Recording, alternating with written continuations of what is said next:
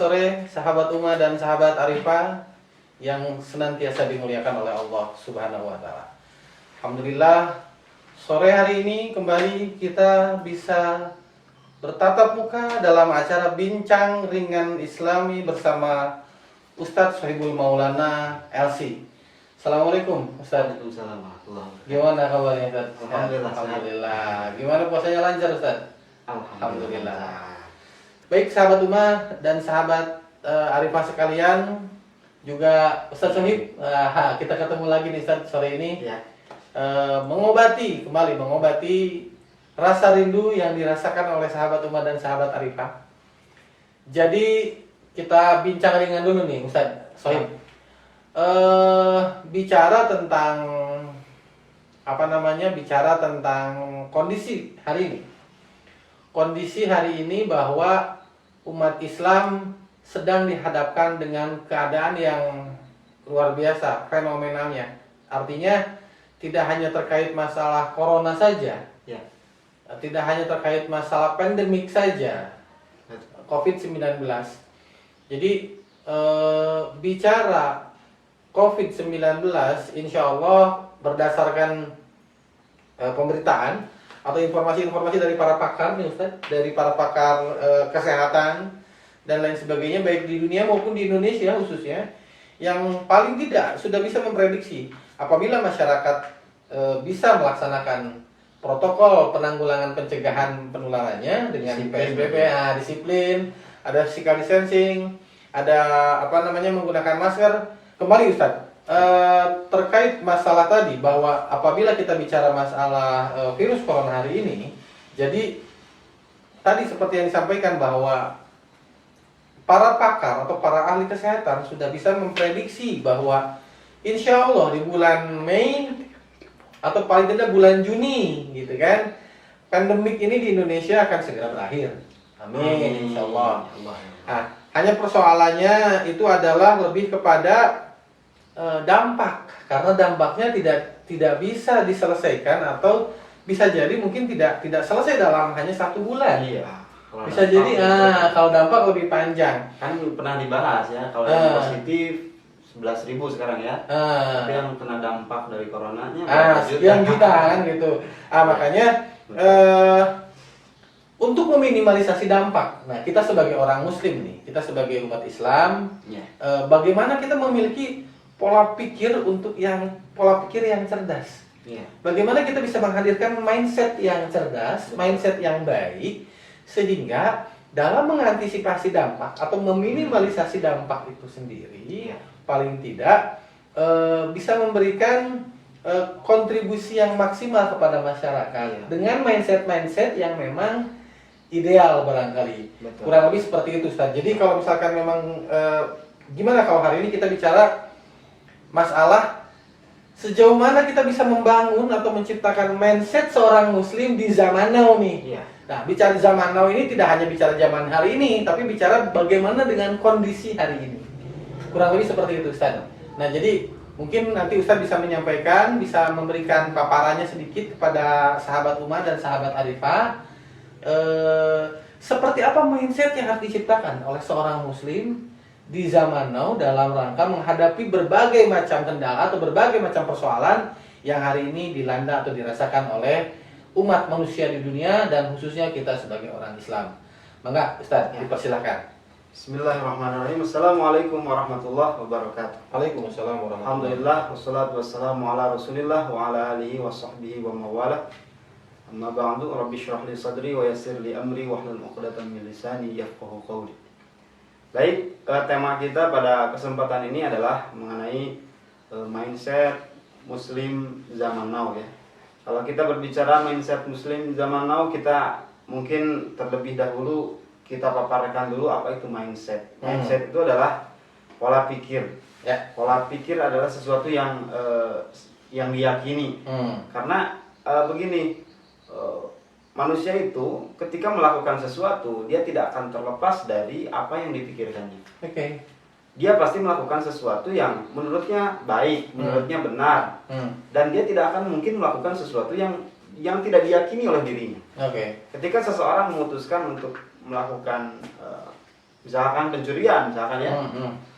maka itu terdorong oleh mindset dia bahwa mungkin hanya itu cara yang dia miliki untuk menafkahi hidupnya. Hmm. Atau mungkin mindsetnya adalah mengatakan bahwa mencuri itu tidak berdosa dan tidak jadi masalah ketika dia mencuri misalkan.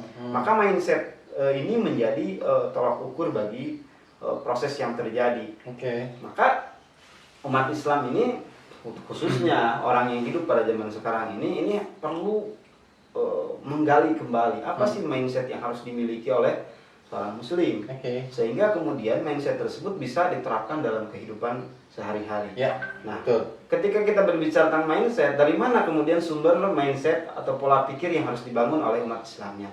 Tentunya dari Al-Quran, Oke. dari hadis Nabi Muhammad SAW, juga dari pendapat pandangan para ulama. Ya. Nah, kalau kita berbicara tentang Al-Quran, Quran adalah petunjuk bagi kehidupan. Ya. Maka Quran itu kalau difahami, kalau diamalkan, kalau dijalankan, maka itu akan menjadi sesuatu yang bermanfaat bagi kehidupan kita.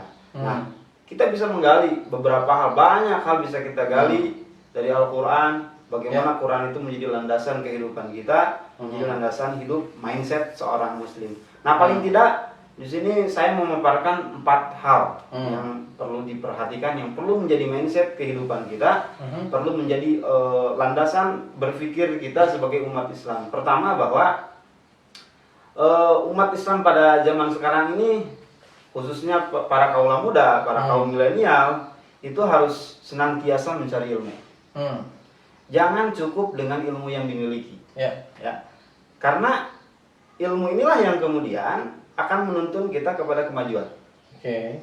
Kita pernah mendengar mungkin firman Allah Subhanahu wa taala dalam surah Al-Mujadilah ayat 11. Allah Subhanahu wa taala berfirman, "Yarfa'illahu alladziina aamanu minkum walladziina utul ilma darajat." Allah akan mengangkat derajat orang-orang yang beriman di antara kalian.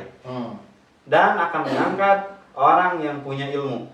Seperti itu. Nah, pertanyaannya, kenapa ketika Allah mengatakan walladzina amanu minkum, alladzina amanu minkum, orang yang beriman di antara kalian. Tapi ketika Allah menyebutkan walladzina utul ilma, Allah tidak mengatakan minkum. Khusus berarti ya? Khusus. Allah akan mengangkat orang yang beriman di antara kalian. Ya. Dan Allah akan mengangkat orang yang berilmu tanpa ada kata di antara kalian. Artinya yang Allah angkat itu ada 2. Ya. Pertama, orang yang beriman kepada Allah, yakin kepada Allah, taat kepada Allah, dia akan diangkat derajatnya oleh Allah baik di dunia maupun di akhirat. Ya. Yang kedua, orang yang berilmu, meskipun dia tidak beriman. Yang mau menuntut ilmu. Ya, yang menuntut ilmu, meskipun mungkin dia tidak beriman, tapi kalau yang tidak beriman, dia hanya diangkat di dunia saja derajatnya. Ya. Di akhirat tidak. Ya. Seperti itu. Dan tidak mendapatkan keberkahan. Ya, tidak mendapatkan keberkahan juga. Ya. Makanya kalau kita lihat, mohon maaf, sekarang kenapa banyak non-muslim yang kemudian lebih maju daripada kita. Jangan salahkan Allah. Ya. Itu mah ada hukuman dari Allah. Itu mah ada ini, itu mah ada itu. Kita mah nanti di akhirat. Bukan itu sebetulnya. Tetapi yang mereka mau menuntut ilmu. Iya, mereka punya ilmunya. Ya, betul. Karena pada faktanya umat Islam juga dulu pernah dalam tanda petik menguasai dunia. Kemajuan ilmu, kemajuan teknologi pada zaman Khilafah Abbasiyah itu pernah dirasakan oleh umat Islam. Dulu katanya di Baghdad itu, di kota Baghdad itu sampai ada berapa 800 orang dokter, 800 atau 500 dokter pada zaman itu di Baghdad saja. Belum di kota-kota lain. Itu menunjukkan bahwa Islam itu maju ketika itu. Dengan apa? Dengan ilmu. Betul. Nah, ini yang harus kemudian menjadi mindset kita, bahwa jangan cukup dengan ilmu yang kita miliki sekarang, tetapi supaya kita bisa berkembang, supaya Islam ini kemudian bisa maju. Tentunya majunya Islam itu diperlihatkan oleh pengikutnya, penganutnya. Betul. Kita sebagai umatnya kan begitu. Iya, betul. Iya. Nah, itu yang pertama ya. Tahan, Ustaz. Siap. Pertama nih. Ya. Nah, jadi sahabat umat dan sahabat Arifah sekalian, tadi disampaikan oleh Ustaz bahwa dalam rangka atau kita sebagai umat muslim, sebagai orang Islam, khususnya muslim zaman now nih, para kaum milenials, kita juga masih kaum milenials ya. Kita masih kategori kaum milenials loh, bukan kaum kolonials.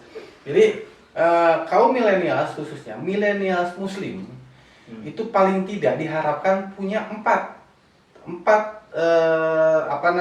teologi atau 4 hal terkait dengan mindset yang harus dimiliki oleh umat Islam, terutama umat Islam di zaman now. Nah, tadi Ustaz sudah menyampaikan hal yang pertama, yaitu umat Islam khususnya di zaman now tidak cukup dengan memiliki ilmu yang hari ini dimiliki. Artinya harus ada kreativitas dalam menggali ilmu-ilmu yang memang sudah Allah berikan. Ya. Prinsipnya kan Allah sudah memberikan ilmu itu, hanya tinggal bagaimana kita menggalinya. Betul. Nah, mungkin ada satu pertanyaan nih Ustaz. Sebelum mungkin nanti Ustaz menyampaikan kedua hal, yang ketiga dan keempatnya. Kira-kira ilmu apa nih? Mungkin ada hubungannya dengan hari yang kemarin ya. Kira-kira ilmu apa yang ideal, yang mungkin bisa jadi harus dimiliki standar Muslim zaman now itu ilmu apa sih yang harus dimiliki kurang lebih? Ya.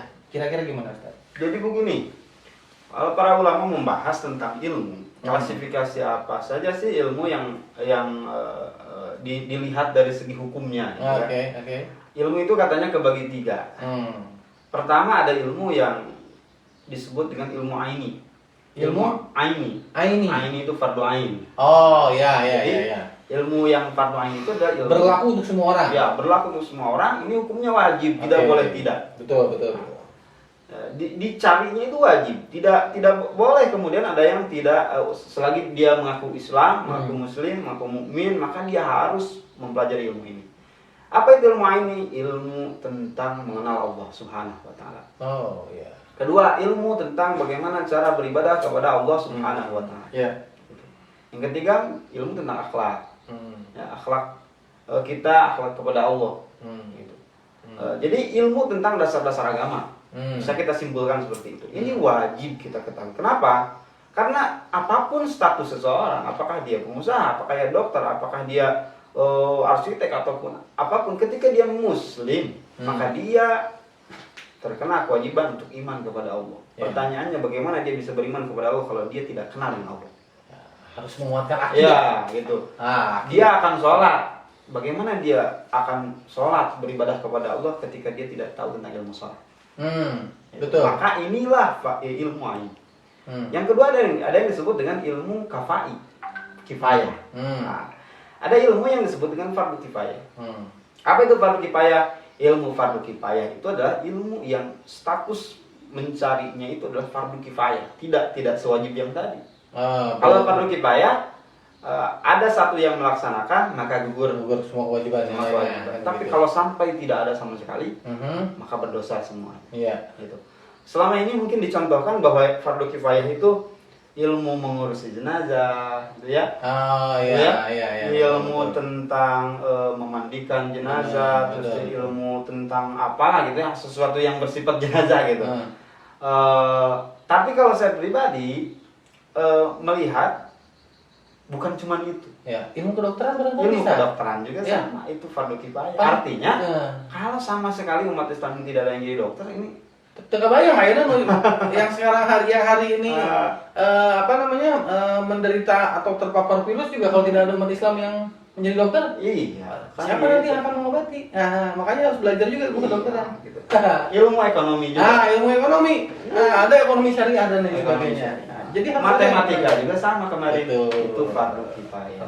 Jadi maksudnya harus ada perwakilan dari umat Islam yang mempelajari ilmu-ilmu tersebut. Tidak harus semua.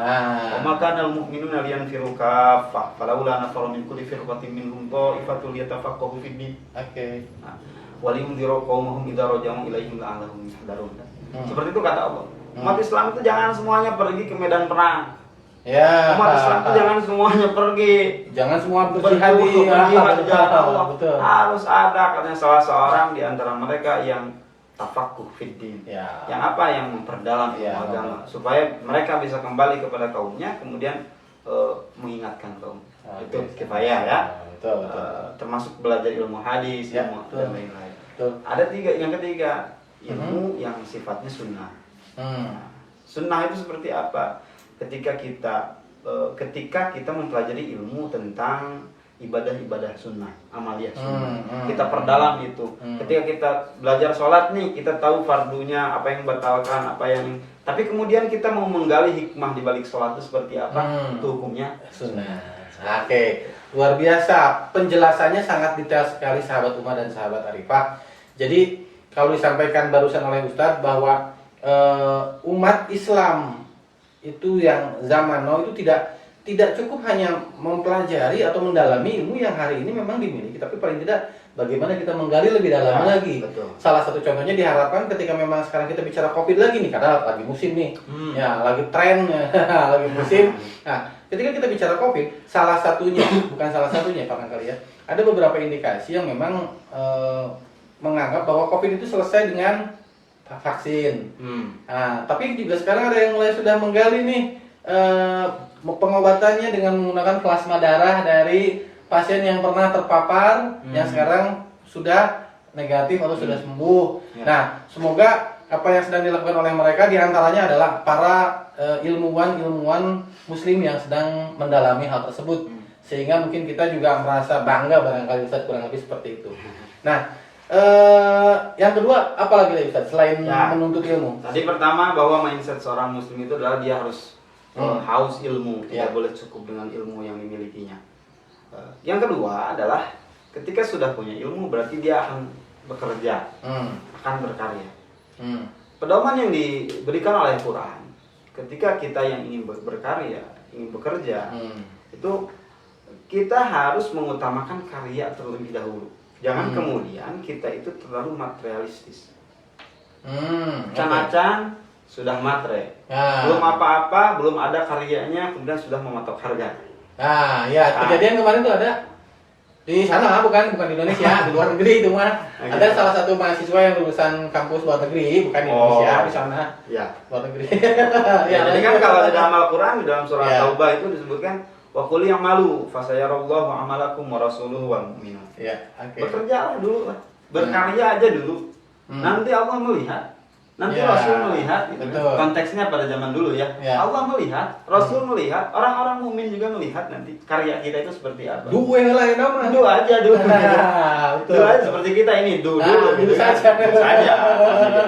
Nah, itu adalah pedoman yang harus kita yakini bahwa ketika kita bekerja niat kita apa sih? Gitu kan? Kembali niat kita itu apa? Dan siapa yang menilai kita? Kalau ada urusan dengan rezeki, siapa yang memberikan kita rezeki? Jangan kemudian hanya karena persoalan materi, kemudian kita terbelenggu untuk tidak melakukan karya. Terbelenggu untuk tidak bisa melahirkan karya yang cemerlang. Saya yakin ketika seseorang misalkan berlulus kuliah atau berlulus sekolah, yang penting kerja aja dulu. Materinya sedikit, gajinya sedikit, tidak apa-apa. Paling tidak ada ilmu, ada pengalaman yang masuk. Ada sesuatu yang bisa dia bawa untuk 1, 2, 3, bahkan 4 tahun ke depan. Yang mana itu yang kemudian akan menjadi bekal dia untuk bisa meningkatkan kualitas dirinya. Ya, paling tidak dia mempelajari adaptasi dulu paling tidak dengan lingkungan yang baru, karena bisa jadi mungkin ketika ketika umat Islam milenials ini sudah belajar di tempat belajarnya, kemudian memasuki dunia pekerjaan, paling tidak beradaptasi dulu ya, beradaptasi dulu dengan lingkungan yang baru barangkali. Karena kadang-kala begini kan dalam kehidupan kita, saya mungkin ya contoh pribadi lah, ketika saya keluar, saya alumni Al-Azhar, saya sudah hafal sekian juz, saya bisa berbahasa Arab, saya bisa ini, bisa itu. Kemudian ketika saya diminta atau diamanahkan untuk mengajar, ya saya punya gengsi dong. Saya ini harus alumni Al-Azhar, saya ini hafal berapa juz, saya ini bisa bahasa Arab, bisa ini, bisa itu. Mau gaji saya berapa kan? Sombong mami. Padahal ketika kita sudah memiliki ilmu saja belum cukup ternyata. Iya, betul. Kita butuh pengalaman. Oke. Kalau mengajar, pengalaman mengajar. Jam terbangnya itu saya perlu juga ternyata. Dan situasi dan kondisi, terutama ketika kita melihat bagaimana perbedaan atmosfer di Mesir dengan di Indonesia, itu ternyata berbeda. Karakteristiknya berbeda. Karakternya berbeda. Oke, tahan dulu Ustaz. Jadi mungkin ini sedikit gambaran saja barangkali untuk sahabat Umar dan sahabat Arifah bahwa salah satu hal yang harus dijadikan mindset oleh kita sebagai umat muslim itu adalah bagaimana kita menciptakan karya dulu sebelum kita menuntut, katakanlah bagaimana kita mengimplementasikan dulu kewajiban sebelum kita menuntut hak. Nah, karena terkait kewajiban dan akhirnya mendapatkan hak itu kurang lebihnya korelasinya atau mungkin bisa dianggap itu adalah sebagai bentuk profesionalisme. Betul atau tidak? Betul.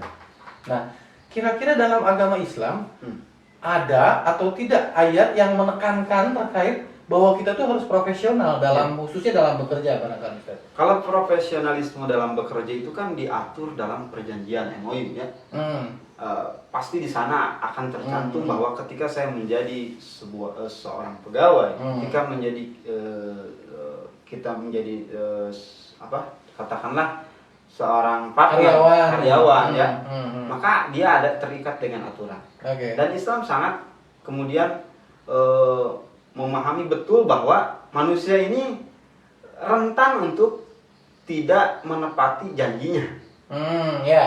Manusia ini rentan untuk tidak menepati akad yang sudah dibangun. Ingkar janjinya bisa jadi terjadi. Ya, gitu. Makanya kan salah satu sifat orang-orang Yahudi adalah mereka selalu ingkar janji. Seperti itu. Maka kemudian Islam menerapkan Al-Quran. Allah Subhanahu wa taala melalui Al-Qur'an itu berfirman, ya ayyuhalladzina amanu aufu bil uqud, gitu. Tunaikan kalau kita sudah berjanji gitu ya. Betul. Kemudian banyak ayat Al-Qur'an yang berbicara tentang janji yang harus ditepati. Innallaha ya'murukum an tu'addul amanati ila ahliha. Sungguhnya Allah menyuruh kalian untuk menunaikan amanah kepada ahlinya. Jadi kalau kita membahas profesionalisme dalam bekerja, ini sebetulnya ini sudah tercover di dalam Al-Quran. Secara umum Al-Quran sudah membahas itu. Bahkan kalau kita berbicara tentang hadis Nabi juga kan ada hadisnya juga ya? Ada. Kemudian kaidah-kaidah yang dibuat oleh para ulama kan, al-ujratu biqadril masyaqqah, upah itu harus sama dengan beban yang dipikul gitu. Dan wa'atul ajiro qabla ayyajifa uruquhu, hendaklah seseorang itu membayar upah pekerja sebelum keringatnya menjadi kering kan. Sebuah kiasan juga itu mungkin ya. Betul. Jadi Islam sudah mengatur tentang profesionalisme ini. Nah, jadi profesionalisme itu adalah sesuatu yang diatur dalam perjanjian. Nah, yang ditekankan dalam hal ini adalah ketika seseorang belum profesional nih, jangan baru lulus, gitu. Jangan tuh minta. Jangan dulu, gitu. Oke. Jadi begini, kurang lebih ketika memang kita bicara, tadi Ustaz sudah menyampaikan dua hal. Bahwa yang pertama tadi bahwa umat Islam itu harus berilmu. Bagaimana menggali ilmu sebanyak mungkin. Yang kedua, kesimpulannya paling tidak bahwa umat Islam zaman now itu harus profesional. Masih ada dua lagi Ustaz ya? Sebelum kita membahas lagi dua hal berikutnya, sahabat Umar dan sahabat Arifah sekalian, yang kebetulan memang hari kemarin tidak sempat nonton live, atau bahkan mungkin kemarin itu tidak atau belum memasang aplikasi Umahnya, segera download aplikasi Umahnya. Dengan aplikasi Umah, insya Allah hidup akan menjadi berkah karena di dalamnya banyak sekali manfaat yang didapatkan. Selain konten-konten keislaman, juga kita dapat mempelajari atau membaca Al-Quran, termasuk untuk para sahabat Umah dan sahabat Arifah yang punya keinginan atau punya target di Ramadan ini ingin hafal sekian juz. Insya Allah dengan aplikasi Umah bisa membantu. Kemudian yang lainnya juga ketika memang sahabat Arifah dan sahabat Umah tidak sempat menonton acara yang kemarin, juga bisa dilihat di platform yang biasa atau yang orang lain banyak melihat dengan keyword Rumah Tahfidz Arifah. Juga bisa add akun IG dengan akun @Rumah Tahfidz Arifah. Nah, juga untuk sahabat Umar dan sahabat Arifah, mungkin apabila ingin ada yang bertanya, silahkan menyampaikan pertanyaannya di kolom pertanyaannya sudah disediakan. Hanya mungkin untuk temanya hari ini kita belum mengganti ya. Temanya seperti masih yang Sudah kemarin. diganti. Sudah diganti. Nggak tahu, nggak berubah. Oh, belum dirubah. Mungkin nggak. Tapi kalau sudah kita ganti, tapi mungkin barangkali ada yang ingin melihat live-nya itu di sana temanya sudah diganti, tapi mungkin belum berubah. Kurang lebih seperti itu. Oke. Nah, kita lanjutkan lagi Ustaz. Ya, Sambil menunggu pertanyaan dari sahabat Uma nanti, bahwa tadi Ustaz sudah menyampaikan yang pertama harus berilmu atau harus menggali ilmu. Ya, menggali ilmu. Yang kedua harus profesional dengan kutipan-kutipan ayat dan hadisnya. Yang ketiga kira-kira apa mindset yang harus dimiliki oleh umat Islam di zaman now ini? Yang ketiga adalah muslim ini jangan takut untuk berjuang di jalan kebenaran. Jangan khawatir, jangan takut, jangan risau. Ya. Karena Allah Subhanahu wa taala pasti akan membantu kita, akan menolong kita. Dari setiap dari setiap kesulitan yang datang kepada kita dalam proses perjuangan, Allah Subhanahu wa taala akan memberikan pertolongan kepada kita selama selama kita beriman kepada. Bisa spesifik nggak Ustaz kira-kira berjuangnya seperti apa? Kalau Al-Qur'an mengatakan kan walladzina jahadu fina lanahdiyannahum subulana. Dan orang-orang yang mau berjihad, berjuang, jihad itu tidak mesti ke medan perang kan? Ya, betul. Artinya ketika kita di sini juga mungkin ini bisa dikatakan jihad. Amin insyaallah. Amin ya, insyaallah. Orang yang berjihad di jalan Allah, kata Allah, lanahdiyannahum subulana.